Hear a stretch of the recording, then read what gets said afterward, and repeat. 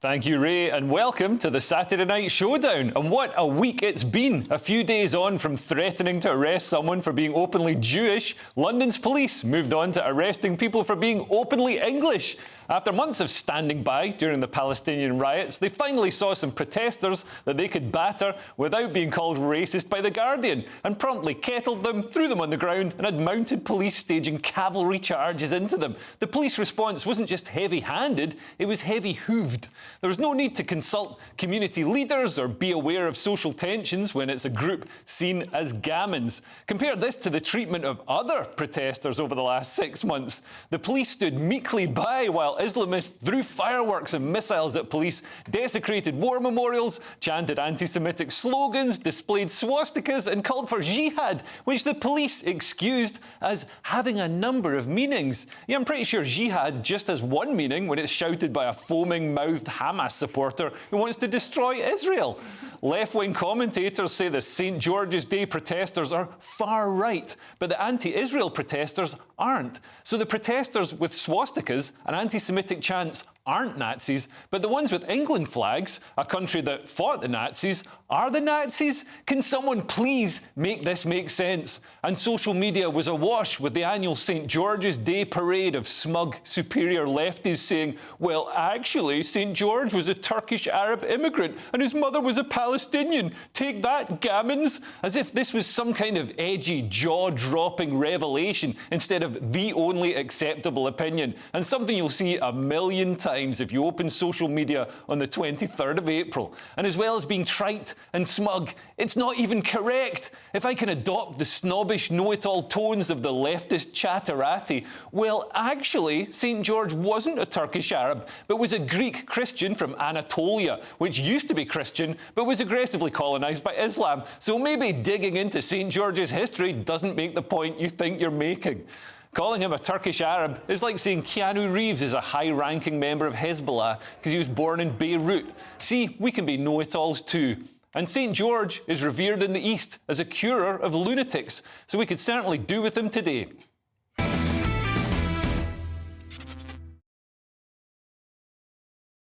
I am joined tonight by Paul Cox, Andrew Eborn and Kezia Noble. Now, Paul, the police say they have to keep the peace and the anti-Israel protests are too big to step in. I mean, doesn't this send a dangerous message that if you've got a big enough mob, you can do what you want? Yeah, I mean, it's got to a point now where I'm not even sure why we're debating this. It's an open-shut case, isn't it? The two very contrasting views there on the screen. We saw it during the week. It's like debating whether the Titanic sunk. It sunk, and the police have absolutely no idea how to manage these situations now. I'll tell you for why, and what they've put themselves in this position is because they've introduced culture war, politics and religion into policing rather than making policing a binary task. It's either breaking the law or it's not breaking the law. It's either protest or it's not protest, and as a result, because they're bringing in the religion of these protests, we're seeing they have no idea how to handle it because of the culture war. I mean, at the rate we're going, sort of St. George waving white blokes will be a minority within 10 years. So we'll be the ones that will be able to enjoy, free protest wherever we like. So once you're a minority, you'll be able to do what you want. Oh, I cannot wait. Gammons unite. I'm not sure it'll work like that, but we'll see. I mean, Kezia, I'm surprised. This is a Scotsman living in England. I think it's a perfectly green and pleasant land. Hey. It's very warm and welcoming. It's lovely. A great place to live. You know what I mean? It doesn't have the stringent hate crime laws that you've got in Scotland, so you can still crack jokes in England from time to time. Why do you think English people don't celebrate St. George? They seem to be almost embarrassed to celebrate it. Yeah, they do seem pretty embarrassed, don't they? You see, like, everyone celebrating St. Patrick's Day. I think that the English like to celebrate St. Patrick's Day even more than St. George's Day.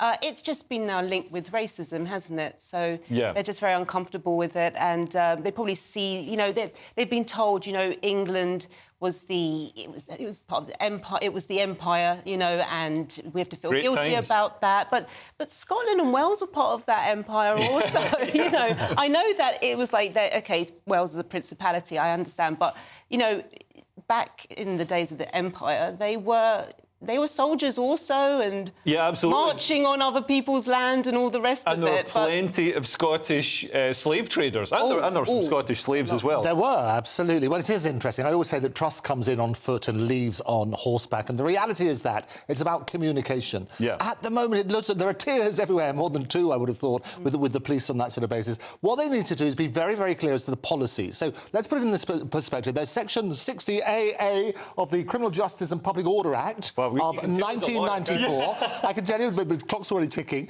But that can empower them to say you can remove anything that might conceal your faces and so on and so forth. So they put that order in on St George's Day, so all the people in their English outfits had to take things off. But they didn't when there were the Palestinian marches. Yeah. So they could cover their face. So there's an inconsistency there. What they need to do is it's about clarity. And I put the other perspective, because we like to balance. I've read the notes.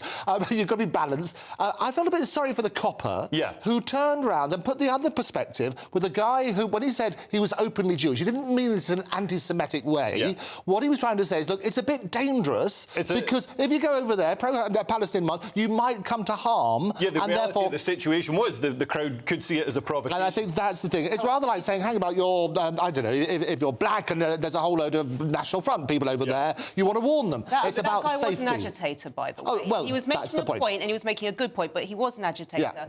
And the reason there's a two-tier system, I don't believe that the police are pro-Palestine. No. I don't believe that. It's the sheer number they're dealing with here. It's huge. And most of them are peaceful, but you've got this mob, and I've seen them, they're young men, they've got their faces covered like cowards, and you can see they're looking for a fight. They are looking for a fight. And if something triggers that, all hell will break loose. But Andrew raises an interesting point. He said, if this was, a black person from a National Front mob, a National Front mob would never, ever be allowed to march in London. The numbers are small. If those were like 50,000, 60,000 people, they would also have to manage it differently. Yes. Yeah, but the reality of the situation is that it just isn't. I was on the anti-lockdown marches, and they were huge, much bigger than this. Yeah. And to be honest, it got a bit hairy sometimes, but they couldn't do anything because of the size. That's the lockdown, because no barbers were available. That's why they got hairy. He was antagonising, wasn't he? But he did expose something, right? Yes. He did expose something, and that was that there was the potential for danger. And we've been continually told there is no potential for danger because these are peaceful protests. Yes. So what he successfully managed to do, and single-handedly on this occasion, was expose it for what it is. That element that Kezia was talking about does exist, and we shouldn't deny it. But also, the most of the people would not have done anything to that man. No, I They're agree, peaceful people that are upset about But you don't want it to be inflammatory. And the other thing which I think they handled incorrectly, the police, and I say, we're just putting the other side, is when you come out and apologise and say, well, yes, it almost means as though, well, it was racist, it was anti-Semitic and things like that. And it wasn't. I don't think that was the intention. I think it really was to do with safety and so on and so forth. It's rather like the orange marches, which they do. There are certain streets you can't go down. Yeah. But it's inflammatory. Work on that basis. They should be sponsored by EasyJet. But it wasn't the only protest this week. There was also Rees-Mogg, Jacob Rees-Mogg being harassed by pro-Palestine students. I believe it was in Wales. We've got a video of it. Yeah, it was in Cardiff.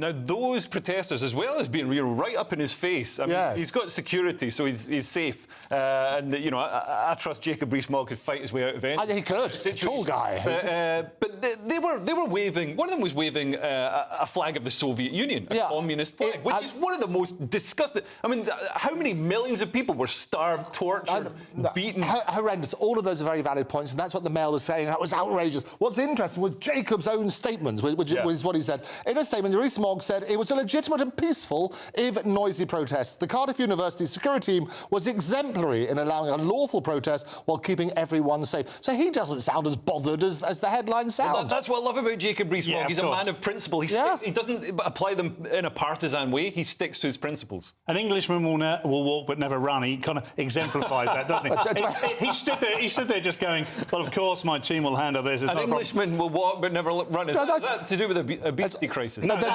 That's a quote from a lyric in a police song. This is his inspirational speech before the London Marathon. That's what he does. Exactly. He does that. It is important to say this, and perhaps we don't do it enough. I certainly don't. Is Wes Streeting, Angela Rayner have all suffered the same thing this week from the same people. Balance. So what we're seeing is the same people are doing the same thing to people. I don't know really what they expect to gain. Let's not forget, there isn't so much that we can do. If they all stood up in harmony in Parliament and said, ceasefire now, there would not be a ceasefire. What they expect to gain is publicity. If you want to draw a crowd, start a fight. Well, yeah, and these work protesters aren't always, you know, they don't always have the most deep-rooted, passionate, you know, deeply held beliefs. We've got another video now of pro-Palestine protesters. Not more. Who don't seem to know why they're protesting. No, have a look at this. It's hilarious. About anything else? Goal with tonight's protest? I think the goal is just showing our support for Palestine and demanding that NYU stops. I honestly don't know all of what NYU's doing. Is there something that NYU's doing? I really don't know. I'm pretty sure they're... Do you know what NYU's doing? About what? About Israel. Why are we protesting here? Palestine will be free! I wish I was more educated. I'm not either. I came from Columbia. I was there up at Columbia, and we came down. They said NYU students needed our support. So I came down. I heard there's lots of cops. Some people were saying it was getting dangerous. I love how she says, I wish I was more educated. Those are students at the most elite institutions in the States, like the NYU and Columbia. These are elite Ivy League universities. These people do not care about the Palestinians, No. just like they don't care about the Syrians, the 600,000 Syrians that were slaughtered, no protest. The 280,000 Yemenis ignored, no protest. This is a lot of people are upset about what's happening and genuinely are going on these protests, and it's very understandable why. Some of those images that are coming out, videos, are horrendous. But a lot of them are jumping on a bandwagon and just going, free Palestine. They don't know what they're saying. It's just, they're in a moment. They're caught in a moment. And it is, you're absolutely right, it is awful. And actually, just put it, I told somebody a party pooper on this, it's not quite what she said. So what they said in the media, and I did my research on this sort of thing, she did know what she was talking about. She did know it was about Palestine. We don't like nuanced research. We love a bit of nuance. There'll be many tears to this argument. What she said is, I honestly don't know all of what NYU is doing. That was her quote. Because she came from another university. Yeah, she came from another one. So she knew she was pro-Palestine. What was interesting, a similar sort of quote very recently, there was somebody holding up from the river to the sea, and one of the journalists said, well, which river, which sea? And I said, I don't know. I don't know what that's about. And a lot of people on these marches, it's the mob mentality, and that's the thing. It's tribal, isn't it? They've got the drums playing, everything. I like the drums. I've had cymbals as well. That was quite nice. That's pretty. That's good. The drums are a bit... With the tribal thing, though, of course, what that does is it means that people are blindly following. Now, I believe that she's supporting Palestine, but I only believe she's supporting Palestine because the mob are, because her friend group are... You know, it's a bit like when we were growing up, you know, you followed a certain... But, you know, I was a big Oasis fan. I didn't like her. Which one did you like? Were you Noel or Liam? Who do you like? Well, I always liked Noel because he was a songwriter. But we'll talk about that later. We'll do that. Same with football teams. You support the team that, you know, you're sort of told. Yes. Cool. Yeah, I mean, it's a really good point. And the trouble with that is when it becomes political like this is you don't look any further. And it takes away free thought, let alone free speech and people saying what they want to say. I mean, I'm all for that. But it takes away free thought in the sense that nobody is really thinking about why they are saying or doing what they're doing. They just know this is what the consensus is. That's 100%. I agree with that. And they're out there getting their snaps for Instagram. Well, but they are. That's what they want. It's all about likes these days. Well, it doesn't matter. I don't care what the cause is, but look at the likes. Look what I've got. Honestly, she doesn't know what Palestine is on a map. No, we'll come on to that. Absolutely. Anyway, coming up, we will assess the week's winners and losers in Cursed or Blessed. This week, we've got an MP mocked for his knowledge of African geography, Alec Baldwin getting harassed, and a drag queen indoctrinating kids. But there's a twist. And we'll show you what happened when this lady tries virtual reality for the first time. Sorry, mate. Stop.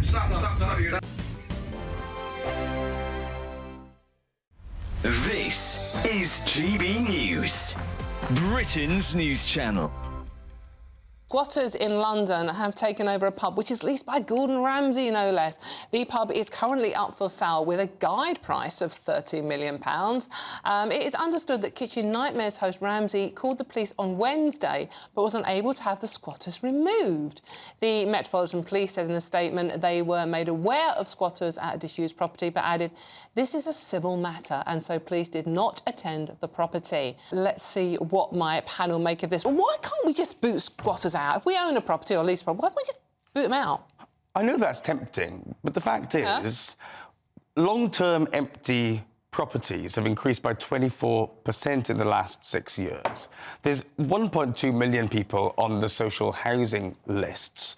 People don't have a place to live. What it does highlight is the enormous disparity in fairness in property laws in this country. It's just not fair that if you've worked all your life and invested some money in property because, you know, interest rates at zero and there's nowhere else to invest your money, and then suddenly somebody who's got no claim to that property and doesn't seem to have earned very much in life takes over your property. It's an outrage. People shouldn't be squatting in other people's homes or commercial properties.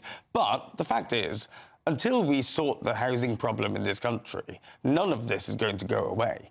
The fact is, people my age won't be able to buy a home unless they've got a bung from their parents. Yeah, but what's the practicality of this demonstration? It's not a demonstration. It's not going to free up more housing for people who are on the streets. No, of course not. It's people looking to find a place to live. I don't think it's a demonstration at all. It's an anti-wealth, anti-property owning demonstration by people who've got nothing better to do in life than break into other people's property. I'm Andrew Doyle. Join me at 7 o'clock every Sunday night for Free Speech Nation, the show where I tackle the week's biggest stories in politics and current affairs with the help of my 2 comedian panellists and a variety of special guests. Free Speech Nation, Sunday nights from 7 on GB News, the People's Channel, Britain's news channel. Every Sunday from 11, join Michael Portillo. There will be topical discussion, looking at the week before and the week to come. So kick back and relax at 11 a.m. on Sundays on GB News with me, Michael Portillo. GB News, the People's Channel, Britain's news channel. Good afternoon, Britain. Good afternoon, Britain. Weekdays from midday, we bring you the most compelling stories from across the United Kingdom. And why it matters to you. From your doorstep to our inbox. That's right, we want to hear from you. Good afternoon, Britain. Only on GB News, the People's Channel, Britain's news channel.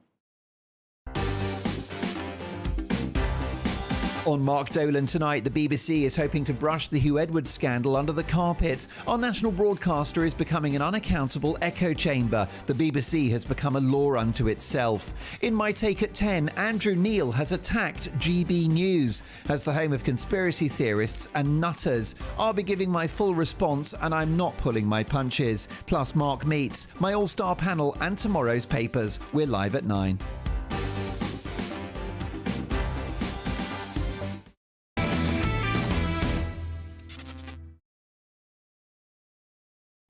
Welcome back to the Saturday Night Showdown. Cursed or Blessed is coming up, but first, I promised I would show you what happened when this woman used virtual reality for the very first time. Sorry, mate, stop. You're going to be seeing unit. Now step off. Step back. Step to your right. Wow. Step to the right. You're going to hit the TV. Wow. You'll just float. Wow. You'll float. Really? Yeah. Go. Jump.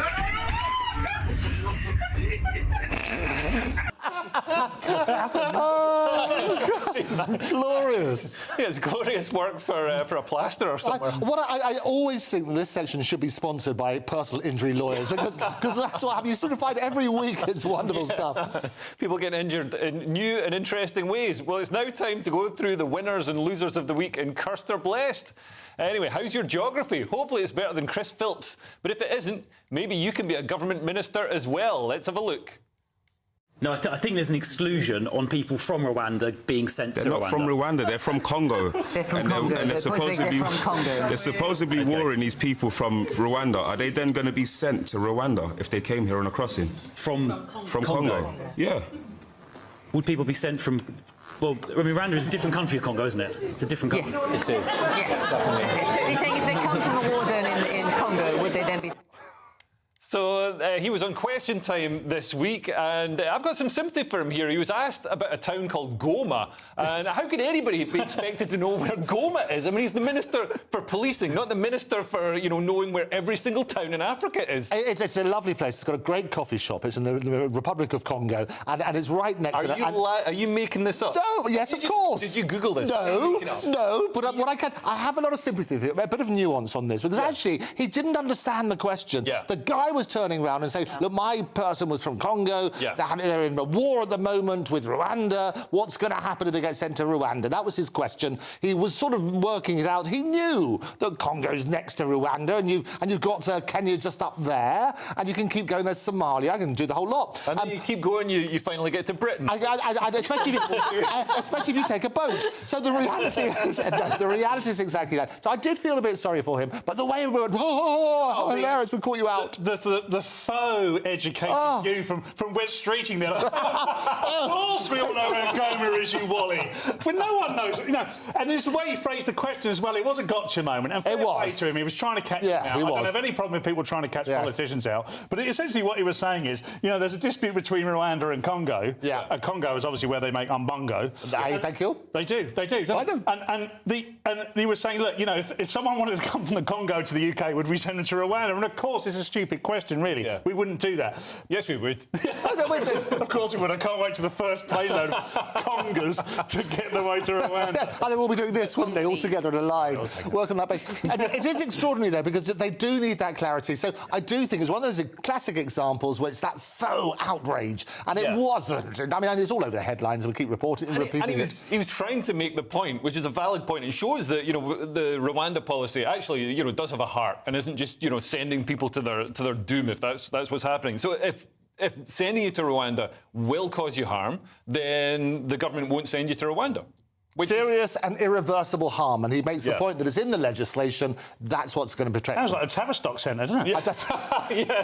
I mean, like, part of the cast report. It's going to be good. Just what level of harm can you have a grazed knee? I don't know. Anyway, next up we've got actor Alec Baldwin, who popped out for a cup of coffee and got a bit more than he bargained for. In 3 months' time, Baldwin goes on trial for involuntary manslaughter, and after an encounter with so-called ambush interviewer called Crackhead Barney, that's a fantastic name, he might quite fancy the peace and solitude of some jail time. Let's have a look. Alec, can you please say Free Palestine one time? Why did you kill that lady? You killed that lady and got no jail time? No jail time, Alec? Just say Free Palestine one time. One time. One time. Call the police. One time, Alec. You know he's a criminal. You know he's a criminal. Come on, Alec, just say Free Palestine one time. One time. Could you do me one quick favor? George! Ooh. Well, luckily for her, he wasn't armed that time, but he was. He did have his fists and he knocked the phone out of her hand. He did, and quite rightly too. I can understand the anger. He said to call the police, and they're deliberately ribbing him. It's an appalling case. It was on the film set of Rust. Somebody died, and they're looking into it. There's criminal charges going through. They go through due process. But somebody coming up to you with, I mean, I think the Crackhead Barney is a great name, so I'll let them off for that. But they're deliberately ribbing so they can get their views and their likes again. And it's all about that sensational. So I've got a lot of sympathy for Alex. People do have a bad moment. That's what happens. Same as photographers. They're always do all this sort of stuff. They want to get wound up. And they want to goad the celebrities so they then get that picture of them looking angry. Yeah. And this is, she's almost like a sort of American Mizzy. So she's like a crackhead, isn't she? That's what I know. She's mentally unhinged. Have you seen her? I saw her on Piers Morgan as well. Yeah, I saw that. Yeah, with the plasters covering the nipples. Yeah, which I was glad of those plasters, to be honest. Oh yes, that was bizarre, wasn't it? I think she was wearing a mask also. They always. And I think Piers, I know that was extraordinary. Wasn't it? He was actually very dignified about it. He said, "Look, I'm happy to let you speak. I'm happy to say this, but let's." And then she was doing this dance performance artist and everything. I was like, all right, you can make your point, but it then wasn't funny. He handled it brilliantly. But when you're out in the public and you don't have protection there, and you're a celebrity and you get that sort of stuff, and you deliberately go to him, he's very upset about the person dying, the death of the person on the production on Rust, and it's a really tricky time. It's a massive drain on him, so I understand that. Yeah, I'm trying to work out the link between that and the Middle East conflict. Well, nothing. She deliberately, she wants to be provocative. She's working on that sort of basis. This is why I don't have sympathy for Alec Baldwin. So he's a West Coast Hollywood liberal elite. And I'm trying not to sound like Donald Trump here, but that's what he is. I don't think he is a liberal. I don't think he is. I guarantee he's more liberal than me. Well, that's not difficult. I need to double-check on that. I wish we'd Google or something. Sadly, we don't have any internet in this. Or evidence, but we don't need evidence to make points, do we, Leah? But we don't need to research anything. But what's the point of that? So Alec Baldwin, as this Hollywood liberal, has been like all the Hollywood liberals are like, protests are wonderful. Everybody should protest. They usually tweet this from the safety of their gated compound, but then they're getting some blowback. I think that's quite apt. She's nuts, and like Kezia said, crowbarring in Palestine just is ridiculous, and that's just clickbait. But if you're going to wind anyone up, you might as well be Alec Baldwin, aren't you? Because, he's got a bit of a reputation for lashing out. Yeah. And I'm surprised he didn't accidentally shoot her, actually. Yeah, well, he certainly had a bit of a slap at her phone. Anyway, moving on, LGBTQ relationships are prohibited in Gaza but allowed in Israel. So you'd think that a drag queen event in America would maybe take the side of Israel. But for the Valley Families for Palestine in Massachusetts, a queer story time for Palestine encouraged toddlers to promote the Palestinian cause as everyone in the room chanted for a free Palestine. Let's take a look at what a queer story time really looks like. Today what we're going to do is we're going to shout, Free Palestine. Can I hear that? Free Palestine! If you're a drag queen and you know it, shout, Free Palestine! If you're a drag queen and you know it and you really want to show it, if you're a drag queen and you know it, shout, Free Palestine!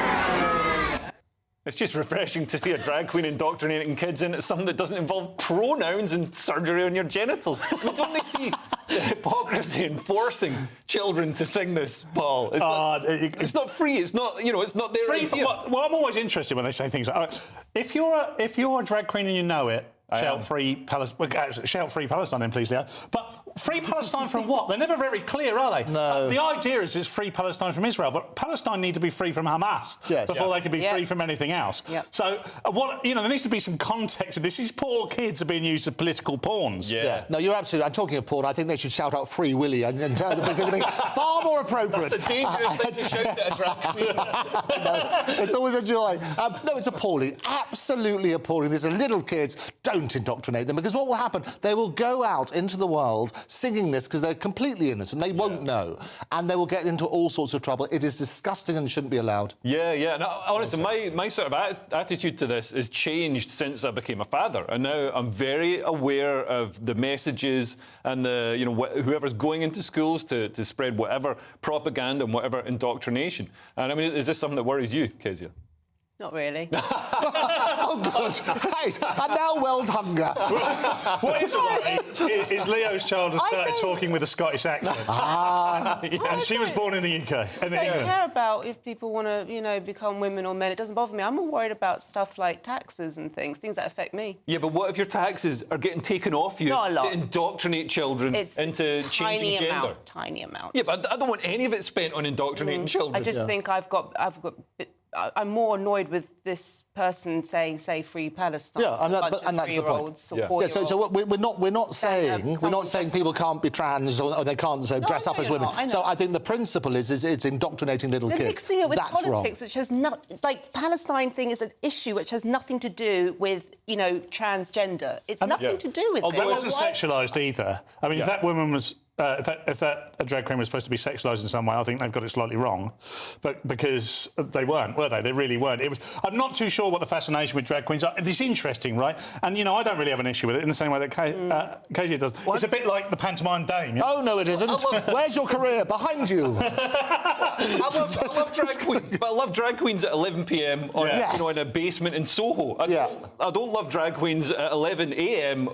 in a public school. I have never seen... I see them in the street. Everywhere, that's fine. Bother me. I've never seen Ian McKellen. Ian McKellen has never been happier than when he was on stage as Mother Goose and he was the dame, and he was absolutely brilliant. And it's old Shakespeare, drag dressed as a girl, that's where it came from Shakespeare's time, because the men couldn't, but basically you couldn't have female actors, so the men used to do it. And I think that's right. No, the thing which is abhorrent, though, is the indoctrination of little kids for anything, whether it's political and so on and so forth. You have to keep an open mind.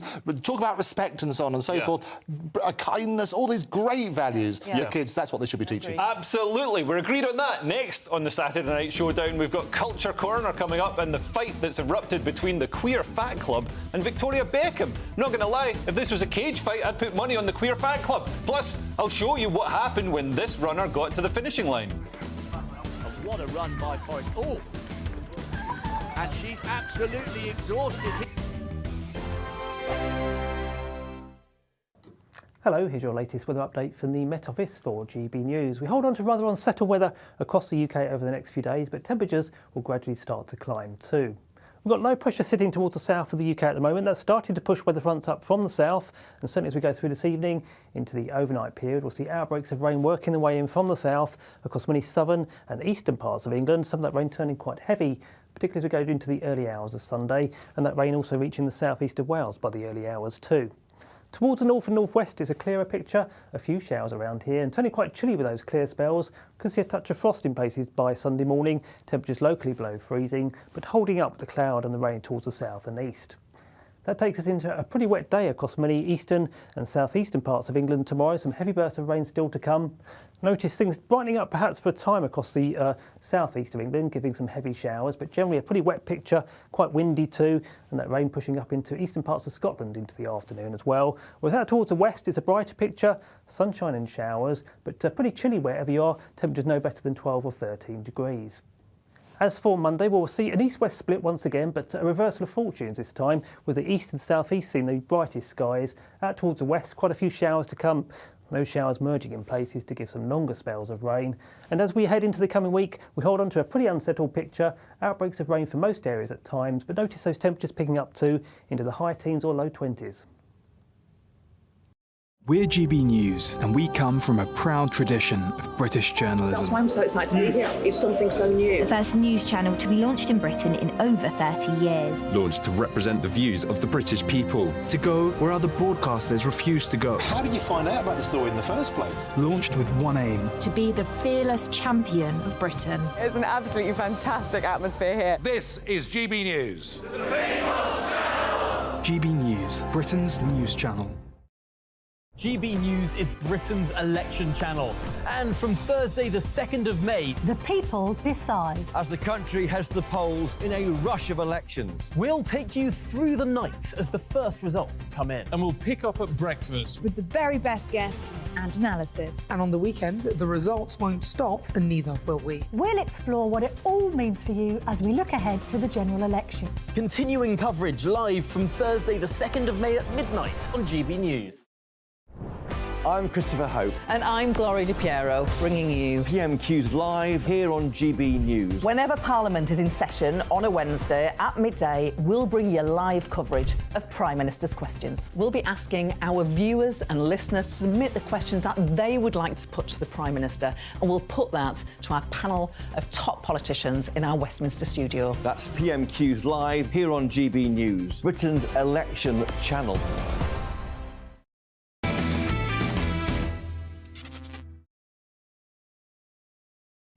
Welcome back to the Saturday Night Showdown. Culture Corner is coming up, but first I promised I would show you what happened when a tired-looking runner approached the finishing line. And what a run by Forrest. Oh! And she's absolutely exhausted here. Shakira King is about to collapse. Oh, my gosh. Oh, that's a shame. Have you ever been so close but so far? My whole life is so close but so far. but we love it. No, Gloria, I felt so sorry for that. I love the videos which they show when you get somebody who doesn't quite make it and that another runner goes back and they help them over the line. Oh, yeah. Do you remember that? That's a heartbreaking moment, and I think that's what we should get. It was like a metaphor for the Rwanda bill, that, wasn't it? It was. Isn't that next to Conga? Yeah, absolutely. I've heard of that. Anyway, it's time now for Culture Corner. Victoria Beckham's Mango collaboration has been criticised for lack of size inclusivity. That's a new one. Posh's springtime collection is only available in sizes 6 to 14, with most items only being available up to a size 12. Body image advocates are slamming the pop star for excluding them, with body positive, which means fat, style influencer Stephanie Yeboah saying that bigger bodies are deserving of clothing too, in between mouthfuls of cheesecake. For what it's worth, Mango have apologised for inconvenience or disappointment caused by the size availability or lack thereof, and have issued a statement saying that there's a tent shop next door which should have something that fits. Now, my issue with this is, and Kezia, I'll ask you because you're obviously, fashion conscious. I'm obviously so fat. No. You're obviously fashion conscious, and I mean, I've been stuck in the 90s. I've been literally wearing the same outfit since like 1998. Well, everyone else is wearing TK Maxx. But yeah, fashion labels. I think if you're an exclusive fashion label, you don't want your stuff being stretched over, the very large buttocks of a fat person, and it being sort of shown in public like that. So two points here. I do think that bigger-sized women should be included. I mean, they're human beings too, right? Yeah. They should have access. Denying that they're human. They should have access to the same things as skinny people even have. like absolute runway fashion. Yes. But that stuff's not designed. It's not designed to hang right. Two-part answer to this. This is art. There's a two-part answer to this, OK. The second part is when I go shopping to get clothes, they have too many sizes, 16, 18, 14, and it's just piled up because all the size 6s and 8s and 4s go really, really quickly. Yeah. So just put one or two, just to keep everyone happy, size 20 or size 18, and put loads and loads of size 6s for us little people. It's a good point. In defence of the independent Republic of Mango, which is next to Rwanda, by the way, you can work out they do. Look, I'm looking at the link. Republic of Mango. That's what it's called. This is the name of the retailer. Oh, yes, this is the retailer. They do plus sizes. So, and it depends on the range. So what they do, there are certain styles which might fit the larger lady or gentleman who wants to dress as a lady, and they can go to those particular size. As Leo says, you can turn around and say, there's particular items, they're not really appropriate if you're beyond a certain size. They wouldn't look as good as others. Yeah. But, Paul, let them be the judge of that. Well, Paul, don't you think they could solve this by just putting the range of clothes at the top of some stairs, so then the fat people will never make it up? Leo's really desperately trying to take us down this path. I mean, one thing I do agree with is this is high fashion, right? This is not Asda George. So and high fashion is aimed at a certain body shape, and it is by its very nature. Beauty, by its very nature, is quite exclusionary. Yes, it excludes me. And I accept that. I had a year in about 1998 where I really peaked, and since then it's gone terribly wrong. And I've accepted that. And there's part of this that makes me think it isn't for everyone. I agree with what everyone else is saying, except some of the stuff you said, Leo, of course, because can't always agree with you, Leo. But what Kezia is trying to say is, look, we need to be more inclusionary. But certain things aren't. Beauty's not inclusionary. Yeah. High fashion's not inclusionary. Well, beauty is subjective, OK? There's a lot of men out there who like big women. Yeah, but it's not that subjective. Look. I mean, there's limits. OK, but yes, but there are a portion of men who like big women. Yeah. And interesting, it comes. The story breaks. They have their niche website. Yes. So anyway, next, let's take a look at what happened when this man decided to take it upon himself to crash the Queer Fat Club. This is a Queer Fat Club. I'm queer and fat. Okay, thank you for joining. We're just introducing ourselves at the moment. Okay. Do you want to go ahead and introduce yourself, Joe? Yeah, my name's Joe. I go by he, they, and I identify as 275 pounds. Okay. Now, Joe, he might have been trolling. I'm not sure if he genuinely identifies as 275 pounds. He was asked to leave the group. But here's the question. Why can't someone identify as fat? Surely whether you self-identify as fat or not is more subjective than your gender. I say well done to Joe for exposing such a nonsensical organisation. And why are some things, Kezia, why is identifying as a woman OK, but identifying as a fat woman not OK? But there's so many, very skinny women who think they're fat, so they actually they see themselves as fat. They have a problem, They've got. Oh, anorexia, you're right, and that's a real serious issue. And so, they identify with it, and it's really genuine, actually, to them. They're not playing around. They look in the mirror, they feel sad, and they say, I'm fat. And it can be 100 people around them going, you're not. You're really skinny, but they can't hear that. So I think, actually, that's really identifying. The body dysmorphia. And interesting, I mean, it is a similar issue to gender dysphoria. And in fact, if you look at the Google searches, the trend of Google searches for anorexia, it's tailed off as the Google searches for body dysmorphia and gender transitioning have increased. It is absolutely appalling, and you're absolutely right to call it out. I think the language pattern, however, gave it away. And what he says is, I identify as a 275-pound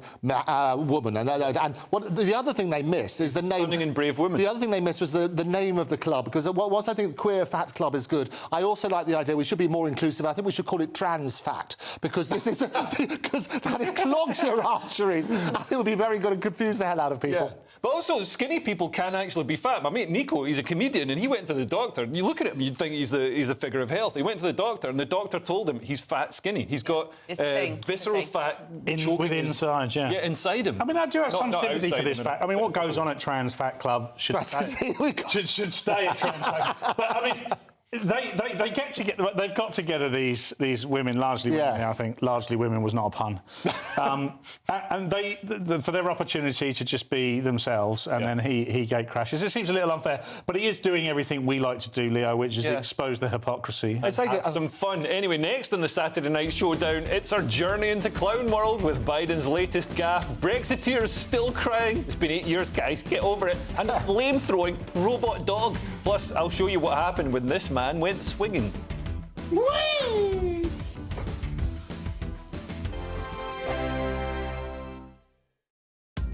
Are the newspapers getting you down? My wife didn't divorce me that month.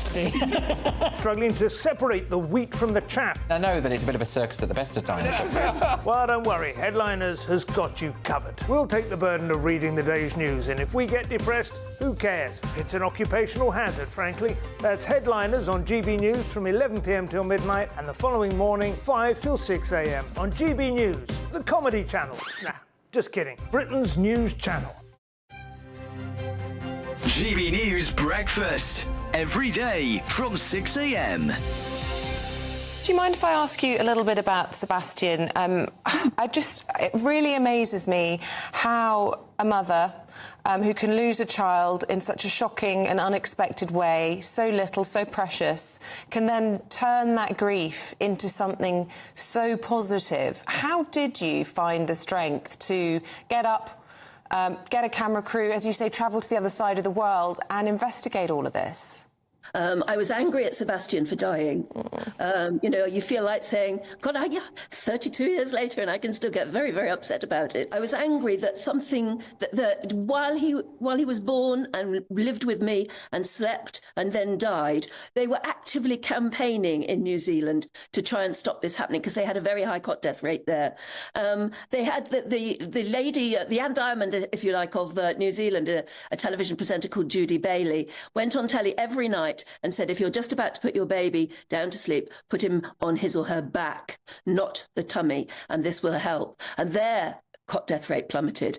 And I went out to New Zealand and met her, and it was anger that drove me to come back and demand that we have the same advert here, the same campaign. And of course, I got all this complete nonsense from the Department of Health saying, you know, oh, young mothers do not watch television, I was told. In other words, while New Zealand mums were being told how to save their babies' lives, we actively denied British mums that advice during the time that Sebastian and others were dying. And the other point, I suppose, to make is it's helpful to educate all generations, because when I had my babies, my mum would say, oh, he's not settling, just stick him on his tummy, he'll be much happier. That's what we did with you.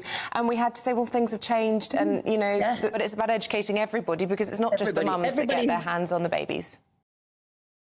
Join me, Camilla Tominey, every Sunday at 9:30 when I'll be interviewing the key players in British politics and taking them to task. This report basically says that he's not fit to stand trial. With an upcoming election looming over Westminster, now is the time for clear, honest answers. I agree. And that's precisely what I'll get. Is he indecisive?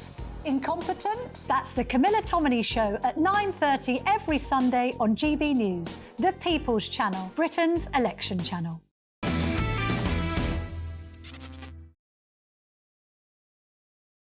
Welcome back to the Saturday Night Showdown. Clown World is coming up, but first I promised I would show you what happened when a grown man tried out a child's swing. Whee! Whee! Oh! Oh, roasted nuts. we knew what was going to happen. We did. Come on. What I love, we were talking about this in the break, somebody ready with their camera saying, there's a fire here, there's a man on a child swing. You've been framed. I can send it into Leo's show. Personal injury lawyers will sponsor it. We love it. It's got to be good. Yeah. Oh, my God. That is again. Oh. There's no chance that rope holding. Anyway, now let's finish the show with Clown World, where we look at the funny videos circulating this week. Not for the first time, Joe Biden leads the way. Let's take a look. Imagine what we can do next. 4 more years. Pause. 4 more years. He just read out what was on the auto cue. That was incredible. Pause. Chat to panellists. Yes. Joe Biden might be a bit unsteady on his feet and a bit dithery, but at least he can still read, Kezia. Yeah, just about. Paul, do you think he's actually going to make it all the way to the election? Do you mean will he be alive, or will they oust him? Just I mean, I'm not even sure if being dead would be that. It wouldn't stop you, and not in the American. You could be guilty of all sorts of things, including being dead. Yeah. So he's 81. He's 81 at the moment, and good old Trump, who's identifying himself as innocent at the moment, which I like. So you can do anything. So he's 77, and that's what I do. Our politicians basically pale into insignificance, don't they? They're all youngsters. Yeah. But I feel a bit sorry for poor old Sleepy Joe, because it was a clear gaffe on that sort of thing, and he's stumbling all over the place. But he's kept on reading on that auto cue. I mean, maybe Borat should be president. Take a look at this. This suit is black. Pause. You know what a pause is? Yes. This suit is black. Not. This suit is black. Pause. Not. To be honest, I think Borat would do a better job right now. Now, picture the scene. You go to get the supermarket shopping just before closing on a Sunday afternoon and the shelves are empty. Who do you blame for this? Maybe you blame yourself for not shopping earlier in the day before the stock sold out. Well, not if you're Liz Webster. Oh, no, there's only 2 reasons that a supermarket would have empty shelves at 4:55 p.m. on a Sunday. The dynamic duo of Brexit and climate change. Goodness. This never gets boring for me. People saying, oh, the supermarket shops are empty on a Sunday afternoon. This is Brexit. Why did you do this to me? What I find extraordinary is, well, I don't know if the picture's still there, but if you look on the left-hand side, they've got just a whole load of cucumbers. So I don't know what Brexit did to cucumbers, but we've got there they are. Look, have a look. But on the left-hand side, the only things they've got are cucumbers. It's because Europe doesn't need to make them bendy anymore.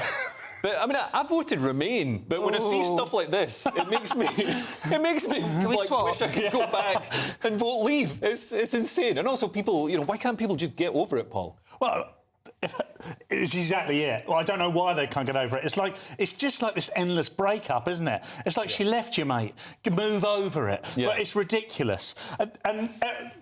Not so much Brexit thing, because we can all laugh about Brexit now. It was 8 years ago. We can't all laugh about Brexit, but it is funny to people keep trudging it up. However, the climate change thing, everything is climate change. Oh, that's the gift that keeps giving. If you trip over in the street, it's because of climate change. Yes. Yeah, if it's warm, it's climate change. If it's cold, it's climate change. Yeah, I know. You can't win, can you? It's freezing out here right now. It's like late April. It's freezing. Suddenly, no one's really talking about climate change unless it comes to supermarket shelves. And also with climate change, they always say, oh, we're having this is the wettest weather or the coldest weather, the hottest weather in 100 years or in 200 years. And it's like, well, what was making it so hot 200 years ago? Yes. What was making it hot in the dinosaur age? And Tudor, do you know during the Tudor times? The dinosaurs used to love those Tudors, didn't they?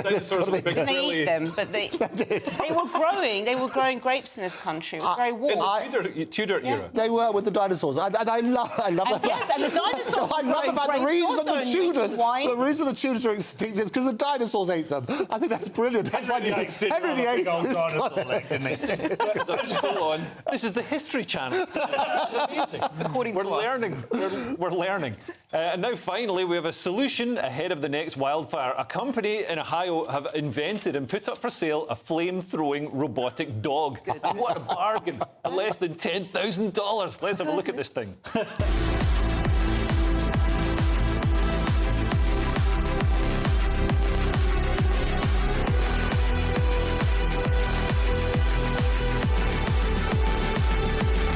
The music. I'm not sure people people should be allowed to buy these, to be honest. I thought XL bullies were bad. Well, I love it. It's terrifying, isn't it? Works on that. So see what I did there? Yeah, a bit of labracadabra.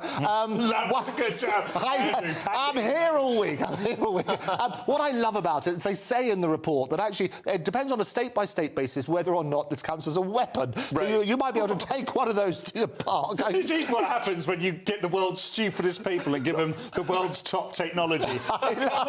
With this stuff. Now, please explain to me, how does a fire-breathing robotic dog put out a forest fire? Well, it starts them. It starts them. There's a different one with water. It starts them. This is the one with water, I thought that's a good idea. It is a good idea. Basically a water cannon on legs. That's what they can do. And what they do, they try and rescue the Tudors from the dinosaurs. The ones that are making grapes. Absolutely. I love it. It's dangerous because, I mean, those Tudor buildings, they're all wooden. It's exactly. covered in pitch and tar. You don't believe me that they were growing grapes in England? I do. I firmly believe that they were growing grapes. They were in the Roman times as well, weren't they? Yeah. No, but whereabouts in England? Yeah. OK, so, well, what was the... OK, we'll go back on that. Yeah, let's do that. We know why, because Alec It must have been the fire-breathing dog yes, absolutely. It changes. Dragons. Fire-breathing dragons. That's what it was doing it. What I don't want to change is dogs into fire-breathing dogs. I mean, like you say about the XL bullies, the sort of people who've had XL bullies will have a fire. They will have that, won't they?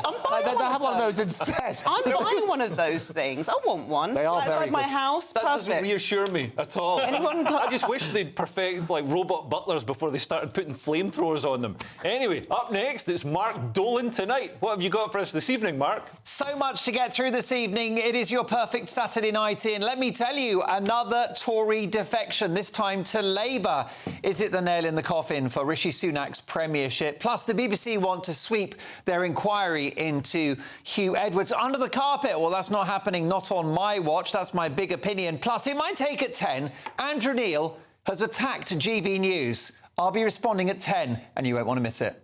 Sounds amazing, Mark. And I saw that defection from the Tory party to the Labour Party, and he said, I couldn't look people in the eye as a Conservative. It's like, you didn't want to look people in the eye at the job centre. You're just trying to keep your job. Anyway, thanks to my brilliant panel tonight. But Kezia Noble, Andrew Eborn and Paul Cox, and to all of our wonderful viewers. We'll see you again next week. The fantastic Mark Dolan tonight is next, just as you heard. And don't forget Headliners as well, tonight at 11 p.m. See you next week. Bye.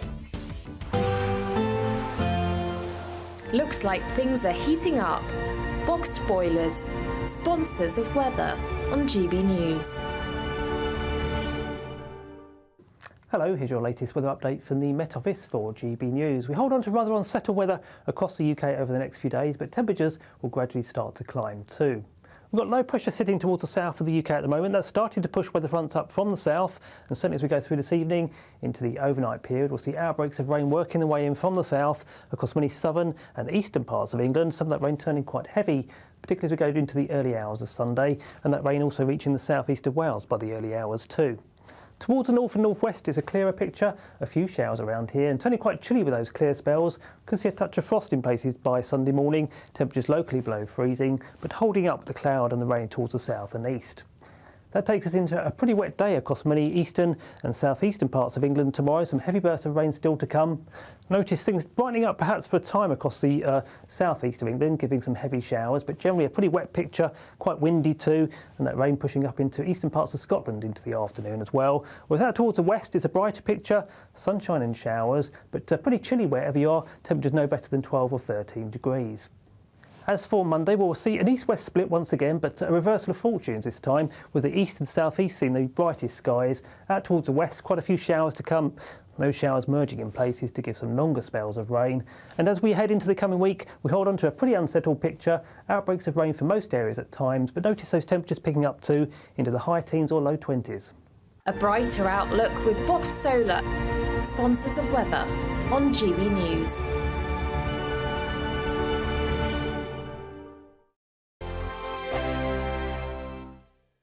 We've blown the budget by giving you the chance to win a totally terrific £20,000 in tax-free cash to make your summer spectacular.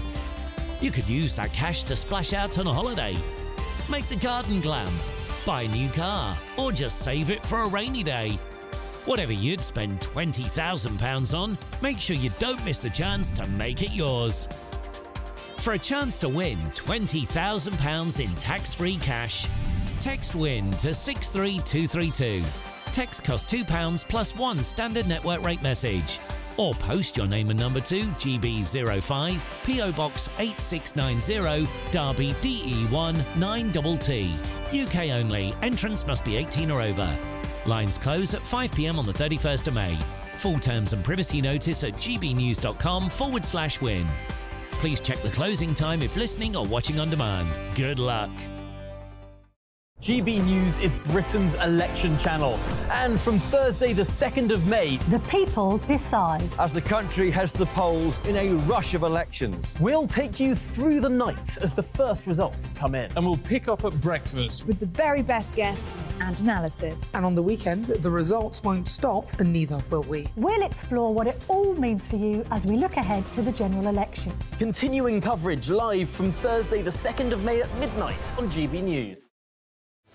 I'm Patrick Christie's. Every weeknight from 9, I bring you 2 hours of unmissable, explosive debate and headline-grabbing interviews. What impact has that had? We got death threats and the bomb threats on. Our job is to do what's in the best interest of our country. You made my argument for me. My guests and I tackle the issues that really matter, with a sharp take on every story. I'm hearing it up and down the country. That was a beginning, not an end. Patrick Christie's tonight from 9 p.m. only on GB News, Britain's news channel. We're GB News, and we come from a proud tradition of British journalism. That's why I'm so excited to be here. It's something so new. The first news channel to be launched in Britain in over 30 years. Launched to represent the views of the British people. To go where other broadcasters refuse to go. How did you find out about the story in the first place? Launched with one aim. To be the fearless champion of Britain. It's an absolutely fantastic atmosphere here. This is GB News. GB News, Britain's news channel. Good afternoon, Britain. Good afternoon, Britain. Weekdays from midday, we bring you the most compelling stories from across the United Kingdom. And why it matters to you. From your doorstep to our inbox. That's right, we want to hear from you. Good afternoon, Britain. Only on GB News, the People's Channel, Britain's news channel. I'm Michael Portillo. This is GB News, the People's Channel, Britain's news channel.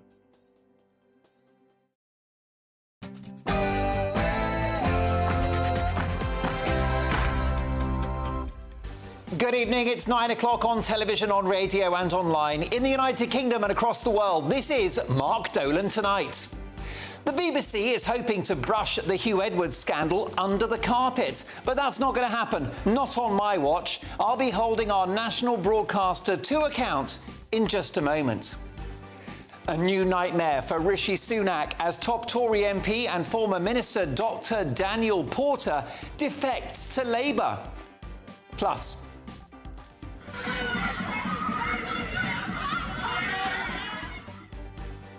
shocking scenes in Wales yesterday as Sir Jacob Rees-Mogg is pursued by an angry mob at Cardiff University. What is wrong with Britain's universities? And Andrew Neil has attacked GB News as the home of conspiracy theorists and nutters.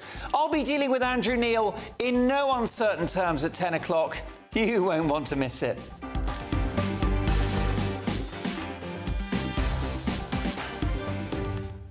That's right, in just under an hour, I'll be dealing with Andrew Neil, my former colleague. It's bad blood. You won't want to miss it. That's at 10. So 2 hours of big opinion, big debate and big entertainment. Mark Dolan Tonight is your perfect Saturday night in. Let's start with Mr. Saturday Night himself, the one and only Ray Addison.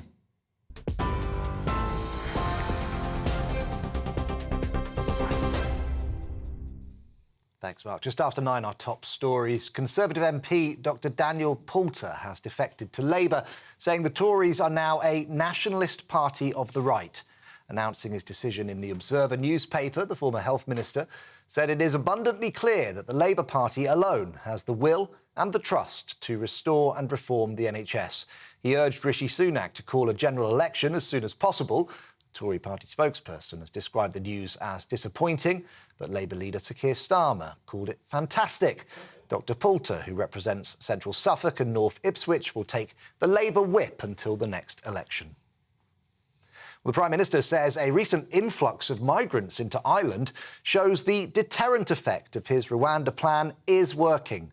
The The comment comes after Deputy Irish Premier Michael Martin said the UK's asylum policy is driving migrants from Northern Ireland into the Republic. The government wants to send asylum seekers on a one-way flight to the East African nation. Rishi Sunak says the scheme is having an impact, quote, because people are worried about coming here. Well, 2 men have been arrested at a pro-Palestine protest in London. Police say one was holding a placard with a swastika and the other made a racist remark towards counter-protesters. The event, which was organised by the Palestine Solidarity Campaign, was calling for an immediate ceasefire in Gaza. Part of that march route took it past a fixed pro-Israeli demonstration on Pall Mall. Earlier, a counter-demo organised by the Campaign Against Anti-Semitism was cancelled, with organisers saying that the safety of Jews was at risk. Humza Yousaf is asking leaders of rival parties to find common ground with the SNP as his leadership hangs in the balance. He's inviting them to talks at his official residence to see how they can work with his minority government. The Scottish First Minister says he won't resign ahead of a crunch vote over his leadership next week. It comes after the collapse of the SNP's power-sharing deal with the Greens last Thursday. And finally, a gold pocket watch recovered from the body of the richest man on the Titanic has been sold at auction for a record-breaking £1,175,000. Now, it had been expected to fetch only around 150k. Previous amount, highest amount rather, paid for a Titanic artefact was 1.1 million for a violin, which was played as the ship sank. Businessman John Jacob Astor was 47 when he went down with the ship in 1912, after seeing his wife Madeline safely onto a lifeboat. Now, rather than attempt to get on one himself, the businessman was last seen smoking a cigarette and chatting with a fellow passenger. They don't make them like that anymore. Well, for the latest stories, sign up to GB News Alerts by scanning the QR code on your screen or go to gbnews.com/alerts. Back now to Mark.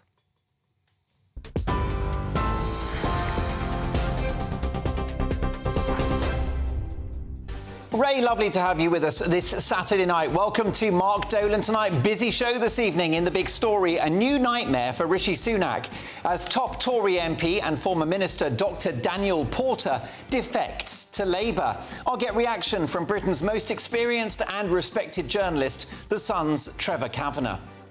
Shocking scenes in Wales yesterday as Sir Jacob Rees-Mogg is pursued by an angry mob at Cardiff University. What is wrong with Britain's universities? It's just a matter of time before someone gets seriously hurt for having opposing views. And you won't want to miss this in my Take at 10 in just an hour's time.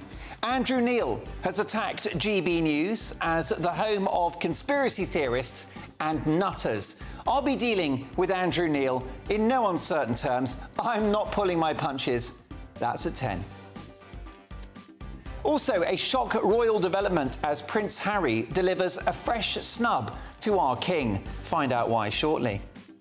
And with me tonight, I'm delighted to say, three big hitters in the punditry world. Precious Muir, Christopher Biggins and Claire Pearsall. Plus, the most important part of the show, your views. They come straight to my laptop, gbnews.com/your say. And this show has a golden rule. We don't do boring, not on my watch. I just won't have it. A big 2 hours to come. It is Saturday night. You've had a hard week. So should we have some fun tonight? A bit of a debate as well. Some great stories. Maybe you want to crack open a bottle of wine, a can of beer, or fire up the kettle, tear open the custard creams, and let's get to work. We start with my big opinion.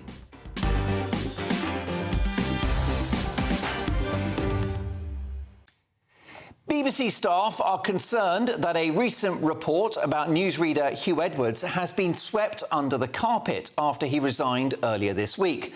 The former face of the BBC News operation, who fronted the Queen's funeral, election night coverage and the King's coronation, has been off since last July on full pay, amounting to over £320,000.